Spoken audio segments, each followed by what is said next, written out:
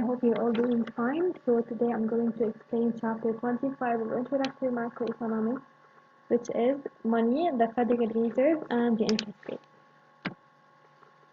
So first of all, let's take a look on how life looked like before having money. So before having actual money, there was a system called the barter system, and it's when goods and services were exchanged with other goods and services. Okay, so let me give you an example here. For example, assume that I have bread back then, and I want to have eggs. Okay, so I would go to someone who has eggs, and I would exchange my bread with his eggs. Okay, so it's an example of how exchanges used to happen back then. Okay, this system has a lot of disadvantages, and the main disadvantage is the double coincidence of wants, because it's extremely hard to find a person that have what you want and at the same time must want what you have. So this is a little bit tricky, but let's go back to the previous example. So if I have bread and I want eggs, it's really hard to find someone who has eggs and at the same time must accept to take the bread from me. Okay, so like we need two conditions to for the exchange. We need the person to have what we want, and at the same time we need that person to take what we have. Okay.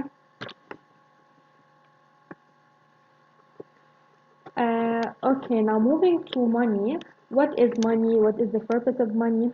So money, first of all, is a mean of payment. So instead of exchanging goods and services and facing the double coincidence of one's problem that we talked about in the previous chapter, actual money took place to make the payment process simple. So now, instead of doing the barter system and going through all its problems, we can simply have money and buy whatever we need whenever we want. Okay, and money is as well a mean of value. It can be used to transfer purchasing power from one period to another, like storing wealth in the form of money. So money is a mean of value, meaning that it can store our money from a time to time. So, for example, if I have now $5,000, I can put them in the bank now, and I can use them 5 years later. Okay, so I'm like transferring my purchasing power from a period to another period. Okay, but this has a disadvantage, which is the case of inflation can decrease the value of money. So we all know from previous chapters what is inflation. So in this case, if inflation happens, our the value of our money will decrease. Okay, and money is also a mean of account. It is a unit of measurement of goods and services. So before in the barter system, going back also the same example, bread and eggs. When I take eggs from someone and I give him bread, okay, maybe the price of each one is different. Maybe the eggs is more expensive. But back then there was no unit of measurement. Like we had to exchange it no matter which one is more expensive because we didn't have any other choice. But now with money, money can really be a unit of measurement to measure goods and services. So now each good and each service has a specific price, and money can we will pay money according to that. Okay, now let's talk about the types of money. First of all, we have commodity monies, which are items used as money and can also be used as something else in the same time. So the example here is gold. Gold can be used as money, as we see, for example, in the central bank. And gold can also be used as something else, which is jewelry. We can use it as wearing jewelry. Okay. Now moving to fiat money, there are items designated as money that are actually worthless. So here we have the example of checks and paper bills. Okay, so if you want to talk about this, checks and paper bills are actually a paper, like it's worthless. A paper is actually worthless, but they are backed up by legal tender. They are backed by legal tender, which means that they are supported by the government, and this is what makes them be collected later on. So the legal tender is what makes the money valuable. Okay, this is what makes the fiat money valuable.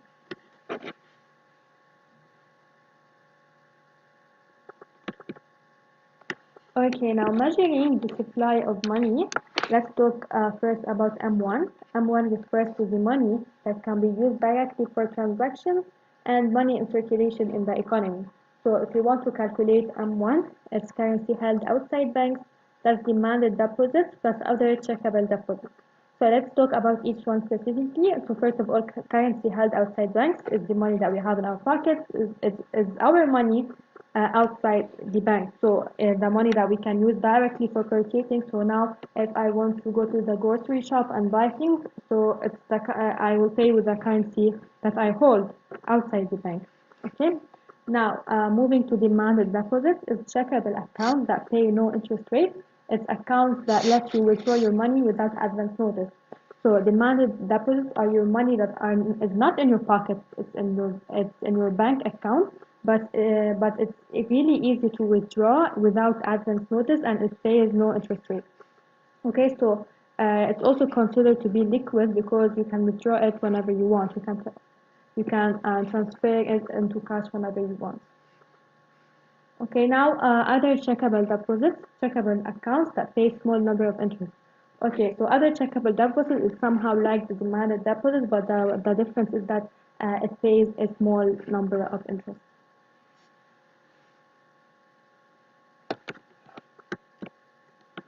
Okay, now moving to M2. M2 is borrowed money, and it refers to the money that can be easily transformed into cash. Okay, so M1 is of course more liquid than M2 because M1 is everything that we can use for transaction directly, like the money in our pockets, the money that can withdraw easily from the bank. But on the other hand, we have M2, which is more broad, and it's not liquid, it's not cash, but it can be easily transformed into cash. Okay, so if you want to calculate M2 is equal to M1, the saving accounts, that's money market accounts, that's other new monies. And we can simplify the saving accounts, that's money market accounts, plus other new monies by new monies. Okay, so the equation of M2 will end up like this. M2 is equal to M1 plus new monies. Okay, so let's talk about each one specifically. M1 we talked about in the previous chapter. It is the money that can be used easily for transactions. It's the most liquid form of money, and near monies are close substitutes of transactions money, such as saving accounts and money market accounts. So near monies are monies that are less liquid than cash. Okay, so there are such as saving accounts and money market accounts. Like they take a longer time to be withdrawn from the bank, but it doesn't take like a lot of time, but it takes more time than the accounts that we talked about in M1. Okay. And other new monies such as certificate of deposit, which has longer maturity and gives more interest than the money market account.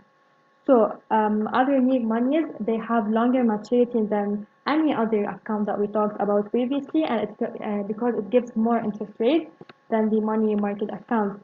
So other new monies is the like least liquid form of money. Okay, now let's talk about beyond M2. Beyond M2, it refers to the very broad definition of money, where it includes the amount of credit on credit cards as a part of the supply of money. So beyond M2, it's really very broad definition of money. Like we talked about M1, it's money used directly for transactions. M2 is money that like it can be easily transformed into cash. And beyond M2 includes everything about money, including the credit that we have on our credit cards. Okay, so it's a very broad definition. And here we do not really have an equation that evaluates the money beyond M2, since there are no rules to decide what is and is not money. So we do not have an equation here to calculate what's beyond M2 because it's very broad.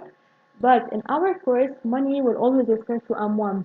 Money will always refer to transaction money because it is the most liquid form of money. And why it's the most liquid form of money? Because, like I said, it can be directly used for a transaction. And then comes the M2, which is broad money, and then everything beyond M2. Okay, that was part 1 of chapter 25. Keep updated for the other parts, and thank you for listening.